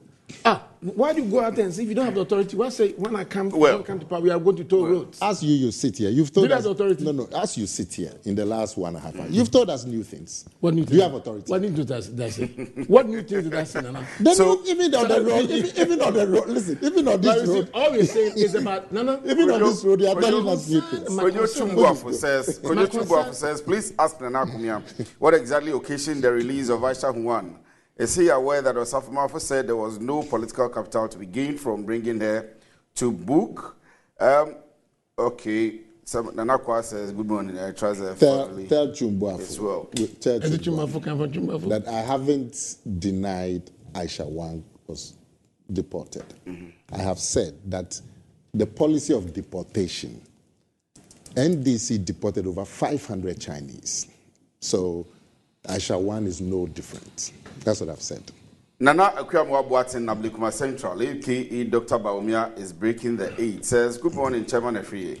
Ex-President John Dramani Mahama's aspiration for power is what is driving him to be saying things which are unnecessary just to win votes. He has nothing to offer Ghanaians, and citizens will not fall for his incompetence and malicious propaganda. Nana Akuyamwa-Boateng from Ablikuma Central sent in that one. And okay, you are asking about artisans. Malik Adama says, good morning, Akwesi. Anytime I hear the word Bawumia will do this or that, then I feel insulted. Is he not the vice president of this country? Where was he when the tolls were cancelled? He should start doing his promises since he is in capacity to do that. Malik Adama sent in that one. And good morning, Efriye. Dr. Bawumia is the first ever candidate in our history to state emphatically as his policy that he will make 100% Ghanaians ownership of our natural resources and also use our mineral resources to back the city and make it very strong for us. This will be a massive game changer that can turn Ghana into a rich nation like Dubai. Also, the ambulance case. The judge clearly said she listened to the tape 10 times and didn't find anything suggesting Attorney General was manipulating third accused. Maybe the tape is a voodoo tape that makes only NDC hear something otherwise. Kwabena from Hachu sent in that one. What did you say? Hacho. Hachu. Kwabena from Hachu. Good morning, Akwesi. Every Friday in Anakomia, I will sit on Metro TV Ghana and make a case for Dr. Baumia. In doing so, he will call Mahama incompetent, etc. Take a look at his report card, and now he has mismanaged STC. Other reports also claim the state of STC, including Workers' Provident Fund arrears for 6 years, Workers' Tier 2 arrears totaling 6 months, Workers' SNIT deductions and arrears exceeding 6 million. Only 39 out of 145 buses are route-worthy. He was listening to us. STC owes ADB almost 140 million. Tradeals sent in that one. Tradeals, Nana has addressed all of these points. And I'm sure if you go back to watch the Good Morning again, you should be able to find one of your people. That one. Efri, I totally agree with you on the conversation about those loose comments by a Ghanaian resident in Holland who lamented that he places more value on his Dutch passport than on academic qualification, that is PhD. You are right to put the narrative straight about the necessity of having good academic grades, but your choice of council flats at London Seven Sisters was in a bad state. I thought I should draw your attention to it. Thanks again from Mansa Musa. Mansa Musa, thank you very much for drawing my attention to the choice of words about Seven Sisters in the UK. This was with Desi the Fine Boy yesterday. But Mansa, I hope you are well. It's been a very long time. So thank you very much, gentlemen, for being with us this morning. We are done. Unfortunately, my time. Let me give it 2 seconds. My time is very. But let me. Just 2 seconds. You know, I would, Nana Kumia, I think I'm meeting you for the first time here. Yeah. And you are very renowned, politician. Is that so? Of course you are.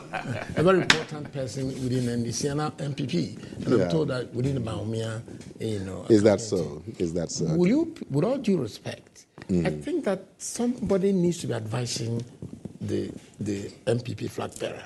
Okay. With regards to what he chants out and says, especially those things that he said in the past and he's not been able to deliver or to get it done because it hinges on the issue of integrity.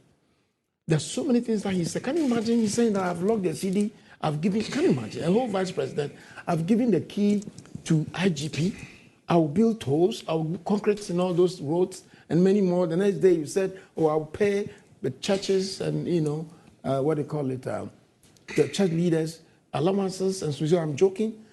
Just yesterday I've heard the issue relating to the chiefs. He will pay allowances to paramount chiefs, which exist anyway. Mm-hmm. It's already existing. Yeah. And you pay, the queen mothers and all those. The point is that you have all it takes to get it happen. If the president is not doing that, then come and say, I advise you. So what you are telling me your 2 minutes, is that Baumia hasn't got the executive power. Your 2 minutes. Integrity. Your 2 minutes. Integrity. Your 2 minutes. I'm done. Honorable, your 2 minutes. No, but I need to have my 2 minutes. Kojo Chubako says he didn't hear your response to his Aisha one. But I'm saying to you that I never said I don't know Aisha Wang has been deported. I said she has been deported. But the policy of deportation of Chinese illegal miners did not start with Aisha Wang. Indeed, in NDC they deported over 500 Chinese illegal miners. Now, my brother here, he says, I am saying Baumia hasn't got the authority. It's not me. Baumia is the vice president. He's not the president. So it's not me who's saying it. That is the fact on the ground. Baumia never say he would pay churches. What he said. No. What he said, joking, that's fine. What he said was that the churches are doing so much for us. He would not support taxation of churches. But indeed, we rather should be motivating and incentivizing the churches. We are not taxing the because churches. of the work that they are doing. He didn't are say... we taxing the churches? No, but there's a talk. There's a conversation. It's a conversation that arose. You said you were joking anyway. You said you were joking, so you take it. If you were joking, that's fine. Now, the core thing about what Baumia vision, which he has expressed over the time, Chief, are you saying that all the things that President Mahama said as president from 2012, he was able to do them as president, not as vice president. This business about locking up the city. President Mahama told us that he had locked up the city in 2012 when he was president. He said he had locked the city. When did he say that? In September at the National Theatre. Where? Show us. He has not said it. He has not. Let me go on. This is a guy, he's cantankerous. He has not. Honorable. Yes, your friend is cantankerous. So let me go on. So thank you very much. That's the fine boy. We are the trend. So Nana Kumia is the managing director of State Transport Company, and Honorable Isaac J. Mensah is member of Parliament, was of Wassa East, and former Deputy Minister Roads and Highways, ranking member. Yeah, ranking. Who did the roads in Wassa area? Transport. Yes. Transport. Good road to know that. So stay with me. I will be right back, ladies and gentlemen. We will be right back. Stay with me.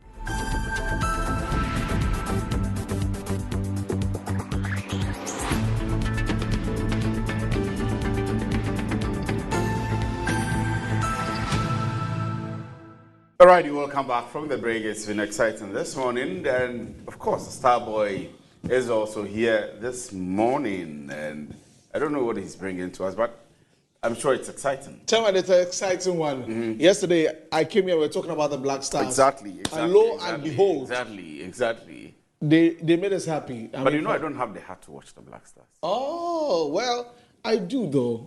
Yeah, I always like have an interest thinking that would do I just went off when we considered when we considered the goal. Yes. No, but yesterday, look at there was so much positivity. A lot of people were saying, oh, you're better can, and eventually we did that, and then we won the game thanks to a 90 plus 4 minutes winner from the man Jordan Ayew. You know, when his brother was dropped, and he himself was dropped to the bench as the game began, lots of people were saying things now.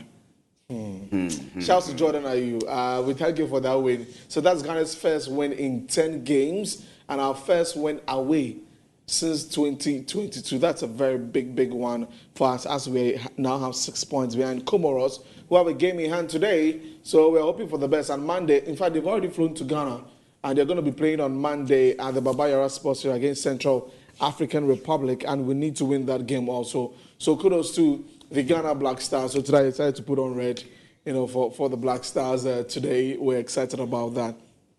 And it's all been on social media. Jordan Ayew, Thomas Partey has been trending also. Coach Otuado has been trending, and a lot of the guys. And then Sunil Mahu also got a goal in the game. So kudos to the Black Stars.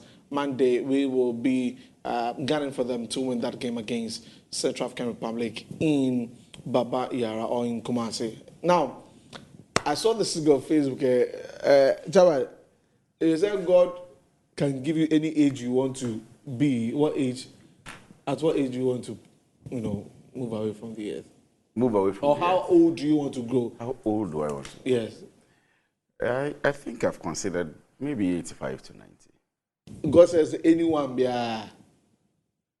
You see, you don't have to be, from what I think, as far as you are strong, I mean, any age is fair enough. Okay. But if you get weak, you are bedridden, you have to be carried to your bed and carried. Yeah. Charlie, that one. Charlie, somebody say they want 2,000.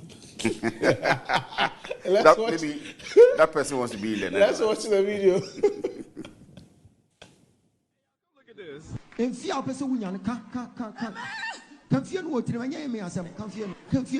How many years? 26. Debbie, hey. Debbie, if you are person winner. I want to get 2,000 plus.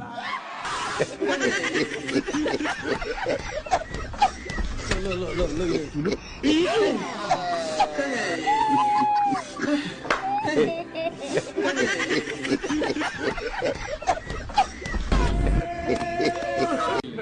Hey, y'all, come look at this. If you are person winner,